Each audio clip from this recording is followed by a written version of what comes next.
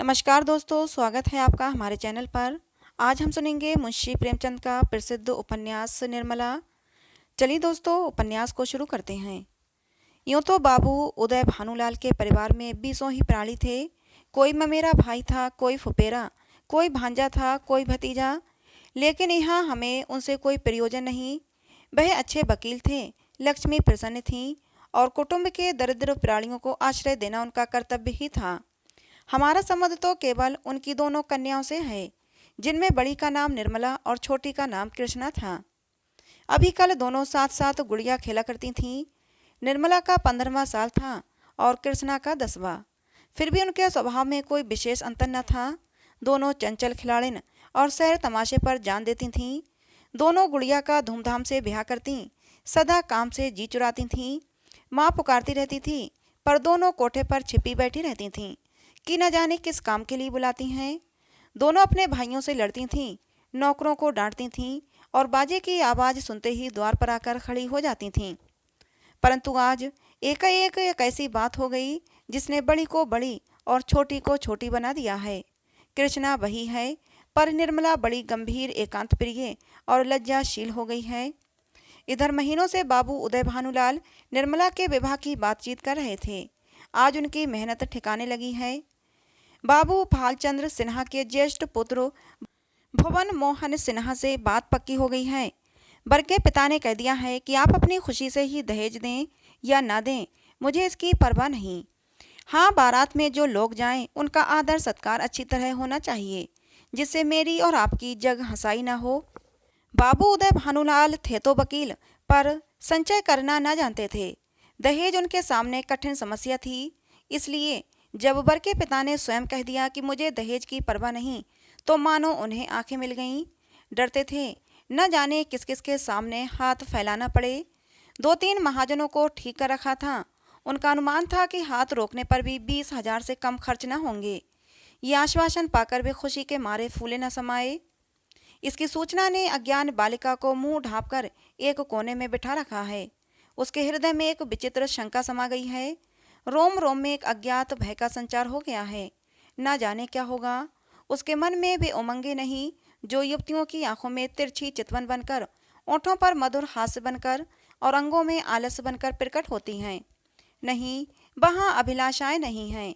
वहाँ केवल शंकाएं, चिंताएं और भीरू कल्पनाएं हैं। यौवन का अब तक पूर्ण प्रकाश नहीं हुआ है। कृष्णा कुछ कुछ जानती है, कुछ कुछ नहीं जानती। जानती है बहन को अच्छे अच्छे गहने मिलेंगे, द्वार पर बाजे बजेंगे, मेहमान आएंगे, नाच होगा।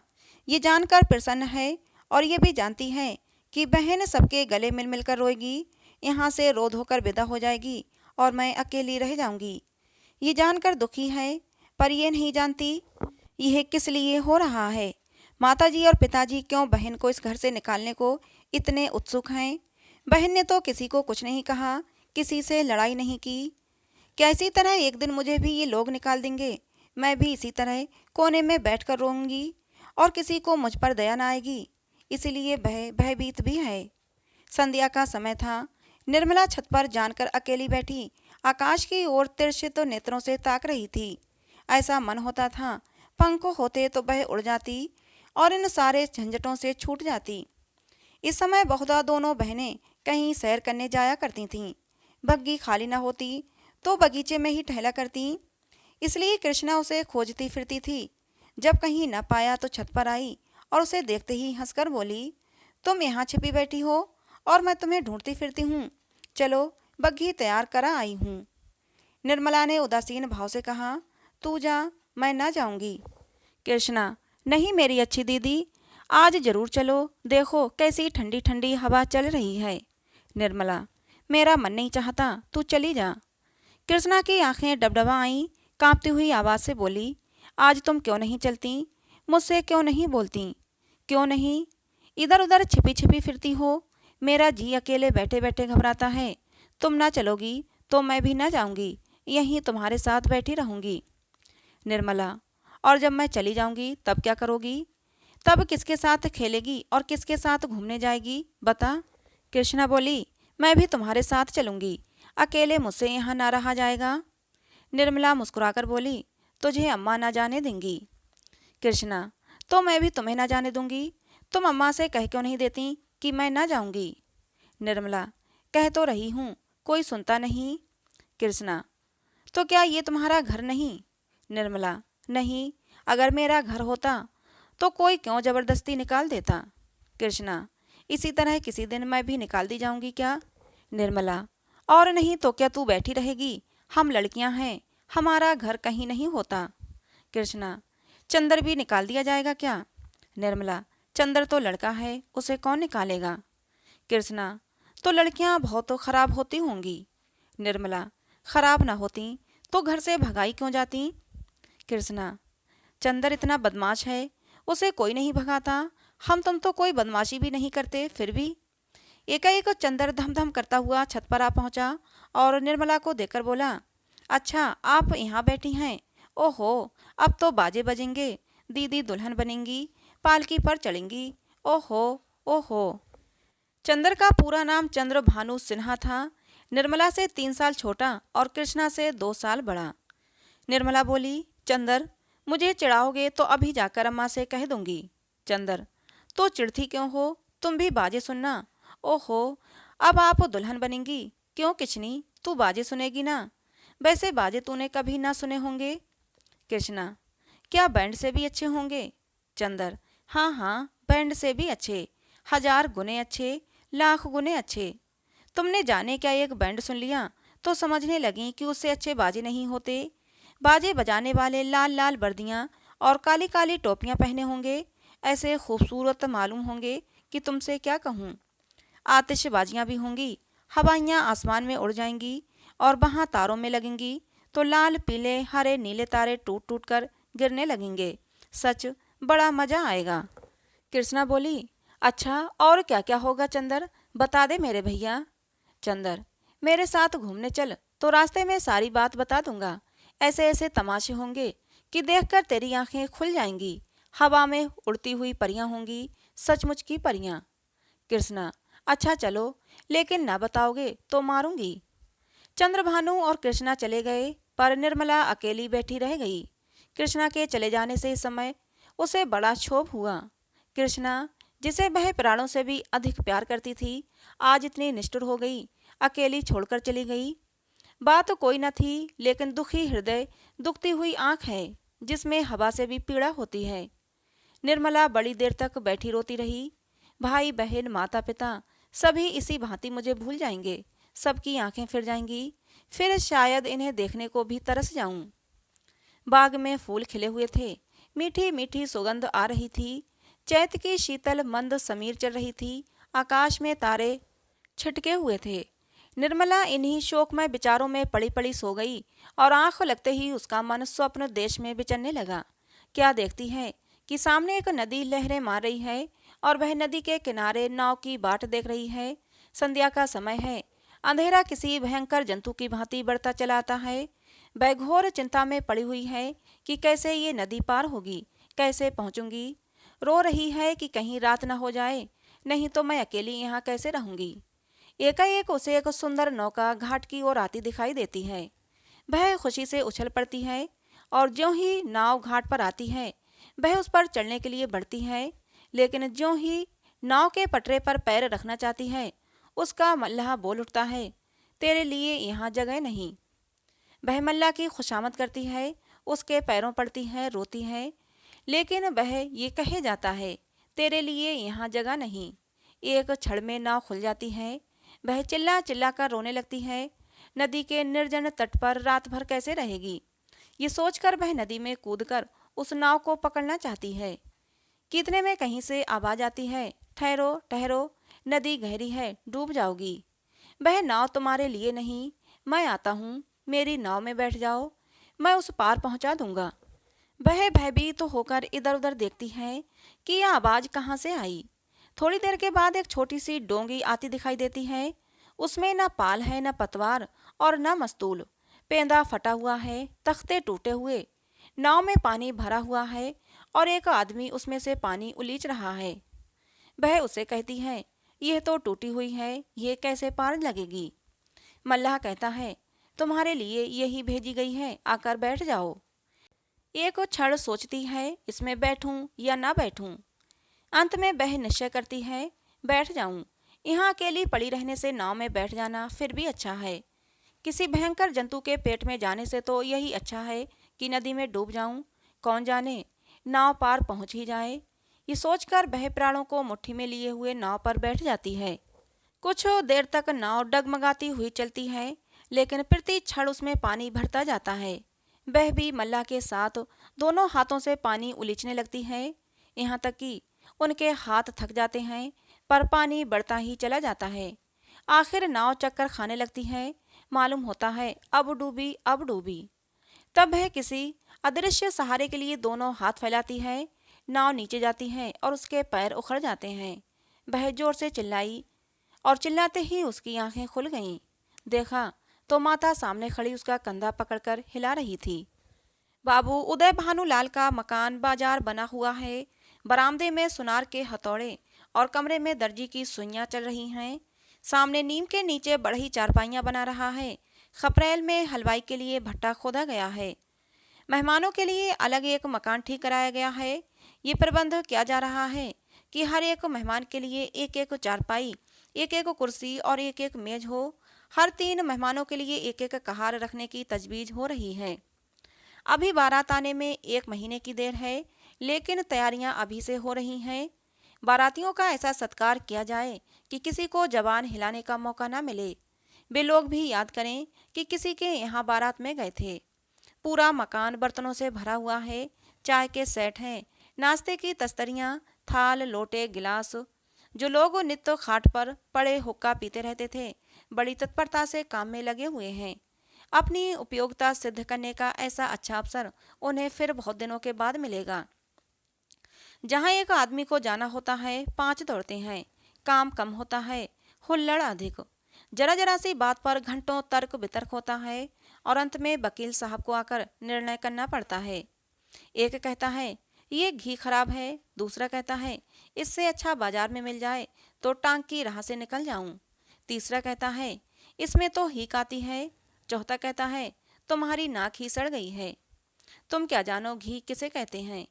जब से यहाँ आए हो घी मिलने लगा है, नहीं तो घी के दर्शन भी ना होते थे। इस पर तकरार बढ़ जाती है और वकील साहब को झगड़ा चुकाना पड़ता है। रात के 9 बजे थे। उदय भानुलाल अंदर बैठे हुए खर्च का तखमीना लगा रहे थे। वह प्रायः रोज ही तखमीना लगाते थे। सामने कल्याणी बहुत सुकेड़े खड़ी है। बाबू साहब ने बड़ी देर के बाद सिर उठाया और बोले 10,000 से कम नहीं होता, बल्कि शायद और बढ़ जाए। कल्याणी 10 दिन में 5 से 10,000 हुए, 1 महीने में तो शायद लाख पर नौबत आ जाए। उदय भानु तो क्या करूं, जग हंसाई भी तो अच्छी नहीं लगती। कोई शिकायत हुई तो लोग क्या कहेंगे, नाम बड़े और दर्शन छोटे। फिर जब वह मुझसे दहेज की 1 पाई नहीं लेते तो मेरा भी कर्तव्य है कि मेहमानों के आदर सत्कार में कोई कमी न उठा रखूं। कल्याणी जब से ब्रह्मा ने सृष्टि रची तब से आज तक कभी बारातियों को कोई प्रसन्न नहीं रख सका। उन्हें दोष निकालने और निंदा करने का कोई ना कोई अवसर मिल ही जाता है। जिसे अपने घर रूखी रोटियां भी मैसर नहीं, वह भी बारात में आकर तानाशाह बन बैठता है। तेल खुशबूदार नहीं, साबुन टके सेर का जाने कहाँ से बटोर लाए। कहार बात नहीं सुनते, लालटेनें धुआं देती हैं। कुर्सियों में खटमल है, चारपाइयाँ ढीली हैं, जनवासे की जगह हवादार नहीं। ऐसी ऐसी हजारों शिकायतें होती रहती हैं। उन्हें आप कहाँ तक रोकिएगा। अगर ये मौका ना मिला तो और कोई ऐब निकाल लिए जाएंगे। भाई ये तेल तो रंडियों के लगाने लायक है, हमें तो सादा तेल चाहिए। जनाब ने यह साबुन नहीं भेजा है, बल्कि अपनी अमीरी की शान दिखाई है। मानो हमने साबुन देखा ही नहीं। ये कहार नहीं यमदूत हैं, जब देखिए सिर पर सवार। लालटेनें ऐसी भेजी हैं कि आंखें चमकने लगती हैं। अगर 10-5 दिन इस रोशनी में बैठना पड़े तो आंखें फूट जाएं। जनवासा क्या है, अभागे का भाग्य है, जिस पर चारों तरफ से झोंके आते रहते हैं। मैं तो फिर यही कहूंगी कि बारातियों के नखरों का विचार ही छोड़ दो। उदय भानु तो आखिर तुम मुझे क्या करने को कहती हो। कल्याणी कह तो रही हूँ, पक्का इरादा कर लो कि 5,000 से अधिक खर्च ना करूँगा। घर में तो टका है नहीं, कर्ज का ही भरोसा ठहरा। जो इतना कर्ज क्यों लें कि जिंदगी में अदा ना हो। आखिर मेरे और भी तो बच्चे हैं, उनके लिए भी तो कुछ चाहिए। उदय भानु तो आज मैं मरा जाता हूँ क्या? कल्याणी, जीने मरने का हाल कोई नहीं जानता, और इसमें बिगड़ने वाली कोई बात नहीं। मरना एक दिन सभी को है, कोई यहाँ अमर होकर थोड़ी आया है। आंखें बंद कर लेने से तो होने वाली बात न टलेगी। रोज आंखों देखती हूँ, बाप का देहांत हो जाता है, उसके बच्चे गली गली ठोकरें खाते फिरते हैं। आदमी ऐसा काम ही क्यों करे? उदय भानु ने जलकर कहा। तो अब ये समझ लूं कि मेरे मरने के दिन निकट आ गए? यही तुम्हारी भविष्यवाणी है? सुहाग से स्त्रियों का जी ऊबते नहीं सुना था, आज ये नई बात मालूम हुई। रंडापे में भी कोई सुख होगा भला? कल्याणी, तुमसे दुनिया की कोई भी बात कही जाती है तो जहर उगलने लगते हो, इसीलिए ना कि जानते हो इसे नहीं टिकना है। मेरी ही रोटियों पर पड़ी हुई है या और कुछ? जहाँ कोई बात मुंह से निकाली बस सिर हो गए, मानो मैं घर की लौंडी हूँ। मेरा केवल रोटी और कपड़े का नाता है। जितना ही मैं दबती हूँ तुम और भी दबाते हो। मुफ्त खोर माल उड़ाए, कोई मुंह न खोले। शराब कबाब में रूपी लुटें, कोई जबान न हिलाए। बेसारे कांटे मेरे बच्चों के ही तो सिराने हैं। उदय भानुलाल बोले। तो मैं क्या तुम्हारा गुलाम हूँ? कल्याणी, तो क्या मैं तुम्हारी लौंडी हूँ? उदय भानुलाल, ऐसे मर्द और होंगे जो औरतों के इशारे पर नाचते हैं। कल्याणी, तो ऐसी स्त्रियां भी और होंगी जो मर्दों की जूतियां सहा करती हैं। उदय भानुलाल, मैं कमा कर लाता हूँ, जैसे चाहूँ खर्च कर सकता हूँ, किसी को बोलने का अधिकार नहीं। कल्याणी, तो आप अपना घर संभालिए, ऐसे घर को मेरा दूर से ही सलाम। जहाँ मेरी कोई नहीं पूछ, वहाँ घर में रहना मेरा अधिकार नहीं। उतना ही मेरा भी, इससे जो भर भी काम नहीं। अगर तुम अपने मन के राजा हो तो मैं भी अपने मन की रानी हूँ। तुम्हारा घर तुम्हें मुबारक रहे। मेरे लिए पेट की रोटियों की कमी नहीं। तुम्हारे बच्चे हैं, मारो या जिलाओ। न आंखों से देखूंगी न पीड़ा होगी। आंखें फूटी, पीर गई। उदय भानु, क्या तुम समझती हो कि तुम ना संभालोगी तो मेरा घर नहीं संभलेगा? मैं अकेले ऐसे ऐसे 10 घर संभाल सकता हूँ। कल्याणी, अगर आज के महीने दिन मिट्टी में न मिल जाए तो कहना कौन कहती थी? ये कहते कहते कल्याणी का चेहरा तमतमा उठा। वह झमक कर उठी और कमरे के द्वार की ओर चली। वकील साहब मुकदमे में तो खूब मीनखेज निकालते थे, लेकिन स्त्रियों के स्वभाव का उन्हें कुछ यूं ही सा ज्ञान था। यही एक ऐसी विद्या है जिसमें आदमी बूढ़ा होने पर भी कोरा रह जाता है। अगर वे अब भी नरम पड़ जाते और कल्याणी का हाथ पकड़कर बिठा लेते तो शायद वह रुक जाती, लेकिन आपसे ये तो हो न सका। उल्टे चलते चलते एक और चरका दिया। बोले, मैके का घमंड होगा। कल्याणी ने द्वार पर रुककर पति की ओर लाल लाल नेत्रों से देखा और बिफर कर बोली, मैके वाले मेरे तकदीर के साथी नहीं, और न मैं इतनी नीच हूँ कि उनकी रोटियों पर जा पड़ूं। उदय भानु, तब कहाँ जाओगी? कल्याणी, तुम ये पूछने वाले कौन होते हो? ईश्वर की सृष्टि में असंख्य प्राणियों के लिए जगह है, क्या मेरे ही लिए जगह नहीं? ये कहकर कल्याणी कमरे के बाहर निकल गई। आंगन में आकर उसने एक बार आकाश की ओर देखा, मानो तारागण को साक्षी दे रही है कि मैं इस घर से कितनी बेदर्दी से निकाली जा रही हूँ। रात के 11 बज गए थे। घर में सन्नाटा छा गया था। दोनों बेटों की चारपाई उसी के कमरे में रहती थी। वह अपने कमरे में आई, देखा चंद्रभानु सोया है। सबसे छोटा सूरी भानु चारपाई पर उठ बैठा। माता को देखते ही बोला, तुम तहाँ गई थी अम्मा? कल्याणी दूर से ही खड़े खड़े बोली, कहीं तो नहीं बेटा, तुम्हारे बाबूजी के पास गई थी। सूर्य, तुम तली दई, मुझे अंधेले में दल लगता है। तुम क्यों तली दई, बताओ। ये कहकर बच्चे ने गोद में चढ़ने के लिए दोनों हाथ फैला दिए। कल्याणी अब अपने को रोक न सकी। मात्र स्नेह के सुधा प्रभा से उसका संतप्त हृदय परिलिप्त हो गया। हृदय के कोमल पौधे जो क्रोध के ताप से मुरझा गए थे फिर हरे हो गए। आंखें सजल हो गईं। उसने बच्चे को गोद में उठा लिया और छाती से लगाकर बोली, तुमने पुकारा क्यों नहीं बेटा, मैं चली आती। सूर्य, पुतालता तो तुम थुनती न थी, बताओ अब तो कभी न दाओगी। कल्याणी, नहीं भैया, अब नहीं जाऊंगी। ये कहकर कल्याणी सूर्य भानु को लेकर चारपाई पर लेटी। माँ के हृदय से लिपटते ही बालक निशंक होकर सो गया। कल्याणी के मन में संकल्प विकल्प होने लगे। पति की बातें याद आती तो मन होता घर को तिलांजलि देकर कहीं चली जाऊं, लेकिन बच्चों का जब मुंह देखती तो बासल से चित्त गदगद हो जाता। बच्चों को किस पर छोड़कर जाऊं? मेरे इन लालों को कौन पालेगा? ये किसके होकर रहेंगे? कौन प्रातःकाल इन्हें दूध और हलवा खिलाएगा? कौन इनकी नींद सोएगा और इनकी नींद जागेगा? बेचारे कौड़ी के 3 हो जाएंगे। नहीं प्यारो, मैं तुम्हें छोड़कर नहीं जाऊंगी। तुम्हारे लिए सब कुछ सह लूंगी। निरादर, अपमान, जली कटी, खोटी खरी, घुड़की झिड़की सब तुम्हारे लिए सहूंगी। कल्याणी तो बच्चे को लेकर लेटी, पर बाबू साहब को नींद न आई। उन्हें चोट करने वाली बातें बड़ी मुश्किल से भूलती थीं। उफ, ये मिजाज, मानो मैं ही इनकी स्त्री हूँ। बात मुंह से निकालनी मुश्किल है। अब मैं इनका गुलाम होकर रहूं, घर में अकेली ये रहें और बाकी जितने अपने बेगाने हैं सब निकाल दिए जाएं। जला करती है, मनाती है कि ये किसी तरह मरें तो मैं अकेली आराम करूं।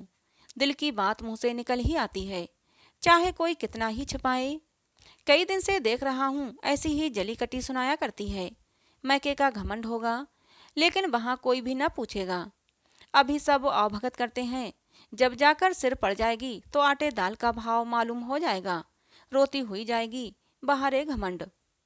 सोचती हैं, मैं ही ये गृहस्थी चलाती हूँ, अभी 4 दिन को कहीं चला जाऊं तो मालूम हो जाएगा, सारी शेखी किरकिरी हो जाएगी। एक बार इनका घमंड तोड़ ही दूं, जरा बेदब का मजा भी चखा दूं। न जाने इनकी हिम्मत कैसे पड़ती है कि मुझे यूं कोसने लगे। मालूम होता है प्रेम इन्हें छू नहीं गया। समझती हैं ये घर से इतना चिमटा हुआ है कि इसे चाहे जितना कोसूं टलने का नाम न लेगा। यही बात है, पर यहाँ संसार से चिमटने वाले जीव नहीं। जहन्नुम में जाए ये घर, जहाँ इसे प्राणियों से पाला पड़े। घर है या नरक? आदमी बाहर से थका मांदा आता है और उसे घर में आराम मिलता है। यहाँ आराम के बदले कोसने सुनने पड़ते हैं। मेरी मृत्यु के लिए व्रत रखे जाते हैं। ये है 25 वर्ष के दाम्पत्य जीवन का अंत। बस अब चल ही दूं। जब देख लूंगा इनका सारा घमंड धूल में मिल गया और मिजाज ठंडा हो गया तो लौट आऊंगा। 4-5 दिन काफी होंगे। लो, तुम भी याद करोगी कि किससे पाला पड़ा था। यही सोचते हुए बाबू साहब उठे, रेशमी चादर गले में डाली, कुछ रुपये लिए, अपना कार्ड निकालकर दूसरे कुर्ते की जेब में रखा, छड़ी उठाई और चुपके से बाहर निकले। सब नौकर नींद में मस्त थे। कुत्ता आहट पाकर चौंक पड़ा और उनके साथ हो लिया। पर ये कौन जानता था कि सारी लीला विधि के हाथों रची जा रही है। जीवन रंगशाला का वह निर्दय सूत्रधार किसी अगम गुप्त स्थान पर बैठा हुआ अपनी जटिल क्रूरता दिखा रहा है। हाय, कौन जानता था कि नकल असल होने जा रहा है, अभिनय सत्य का रूप ग्रहण करने वाला है। निशा ने इंदु को परास्त करके अपना साम्राज्य स्थापित कर लिया था। उसकी पैशाचिक सेना ने प्रकृति पर आतंक जमा रखा था। सद्र वृत्तियां मुँह छिपाए खड़ी थीं और कुवृत्तियां विजय गर्भ से इठलाती फिरती थीं। बाबू उदय भानुलाल लपके हुए गंगा की ओर चले जा रहे थे। उन्होंने अपना कुर्ता घाट के किनारे रखकर 5 दिन के लिए मिर्जापुर चले जाने का निश्चय किया था। उनके कपड़े देखकर लोगों को डूब जाने का विश्वास हो जाएगा। कार्ड कुर्ते की जेब में था, पता लगाने में कोई दिक्कत न हो सकती थी। दम के दम में सारे शहर में खबर मालूम हो जाएगी। 8 बजते बजते तो मेरे द्वार पर सारा शहर जमा हो जाएगा। तब देखूं देवी जी क्या करती हैं। यही सोचते हुए बाबू साहब गलियों में चले जा रहे थे। सहसा उन्हें अपने पीछे किसी दूसरे आदमी के आने की आहट मिली। समझे कोई होगा, आगे बढ़े। लेकिन जिस गली में वह मुड़ते उसी तरफ वह आदमी भी मुड़ता। तब बाबू साहब को आशंका हुई कि ये आदमी मेरा पीछा कर रहा है। ऐसा आभास हुआ कि इसकी नीयत साफ नहीं। उन्होंने तुरंत जेबी लालटेन निकाली और उसके प्रकाश में उस आदमी को देखा। एक बलिष्ठ मनुष्य कंधे पर लाठी रखे चला आ रहा था। बाबू साहब उसे देखते ही चौंक पड़े। ये शहर का छटा हुआ बदमाश था। 3 साल पहले उस पर डाके का अभियोग चला था। उदय भानु ने उसे मुकदमे में सरकार की ओर से पैरवी की थी और उस बदमाश को 3 साल की सजा दिलाई थी। और तभी से बहन के खून का प्यासा हो रहा था। कल ही वह छूट कर आया था। आज दैवात साहब अकेले रात को दिखाई दिए तो उसने सोचा ये इनसे दाव चुकाने का अच्छा मौका है। ऐसा मौका शायद ही फिर कभी मिले। तुरंत पीछे हो लिया और बार करने की घात में ही था कि बाबू साहब ने जेबी लालटेन जलाई। बदमाश जरा ठटक कर बोला, क्यों बाबूजी, पहचानते हो? मैं हूँ मतई। बाबू साहब ने डपट कर कहा, तुम मेरे पीछे पीछे क्यों आ रहे हो? मतई, क्यों, किसी को रास्ता चलने की मनाही है क्या? ये गली तुम्हारे बाप की है। बाबू साहब जवानी में कुश्ती लड़ चुके थे, अब भी हष्ट पुष्ट आदमी थे, दिल के भी कच्चे न थे। छड़ी संभाल कर बोले, अभी शायद मन नहीं भरा, अब की 7 साल को जाओगे। मतई, मैं 7 साल को जाऊंगा या 14 साल को, पर तुम्हें जिंदा ना छोड़ूंगा। हाँ, अगर तुम मेरे पैरों पर गिरकर कसम खाओ कि अब किसी को सजा ना कराऊंगा तो छोड़ दूं, बोलो मंजूर है। उदय भानु, तेरी शामत तो नहीं आई। मतई, शामत मेरी नहीं आई, तुम्हारी आई है। बोलो, खाते हो कसम? मैं 3 तक गिनता हूँ। 1। उदय भानु बोले, तुम हटते हो कि मैं पुलिसमैन को बुलाऊं? मतई, 2। उदय भानु गरज कर बोले, हट जा बदमाश सामने से। मतई फिर बोला, 3। मुंह से 3 शब्द निकालते ही बाबू साहब के सिर पर लाठी का ऐसा तुला हाथ पड़ा कि वह अचेत होकर जमीन पर गिर पड़े। मुंह से केवल इतना ही निकला, हाय, मार डाला। मतई ने समीप आकर देखा तो सिर फट गया था और खून की धार निकल रही थी। नाड़ी का कहीं पता न था। समझ गया कि काम तमाम हो गया।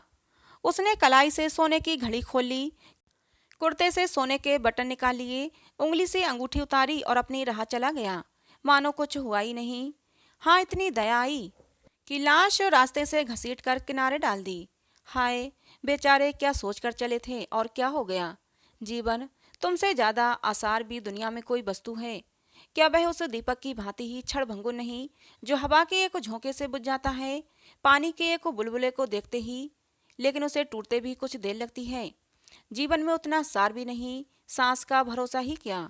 और इसी निस्तरता पर हम अभिलाषाओं के कितने विशाल भवन बनाते हैं, नहीं जानते नीचे जाने वाली सांस ऊपर आएगी या नहीं, पर सोचते इतनी दूर की हैं मानो हम अमर हैं।